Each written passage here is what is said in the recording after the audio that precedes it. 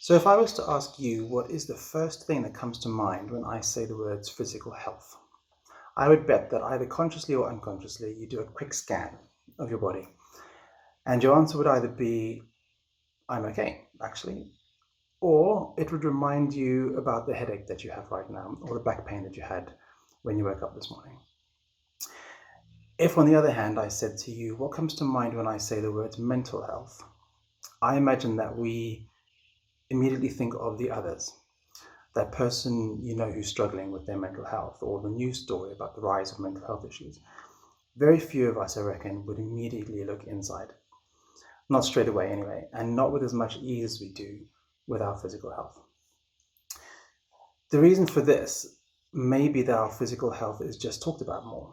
When someone asks you how you are, you're more likely to say, I'm a little bit tired, or my back's been hurting for a few days, than we are to say, actually, I'm really low and I'm on medication for depression. Our physical health is something that we know other people can relate to. It's something tangible that you can touch and feel and name. Mental health is seen as being much more complex. It's more private, and it's certainly much more taboo. The fact is that just as we all have physical health, good or bad, we also have mental health, good or bad. Mental health is not defined by an absence of adversity. We all have good days and we all have bad days. It's good to think of mental health as being on a continuum. On one end, you have good mental health. Again, this doesn't mean that you have no concerns or no stresses in your life. It simply means that at this moment in time, you're able to cope with the adverse situations that are in your life right now. Okay. On the other end of the spectrum, we have someone who is experiencing poor mental health, right? So, not to oversimplify this, but for the sake of this video, this person's situation who's down here in poor mental health may be exactly the same as the person experiencing good mental health on this side.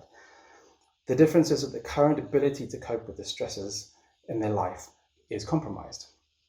All right. So obviously these things get much more complex than this, but just bear with me for a second. So what can compromise someone's ability to cope? On the extreme end of the scale, we have people who have experienced adverse childhood experiences like abuse or prolonged bullying. This person's resilience may not be as robust as someone who didn't experience these things.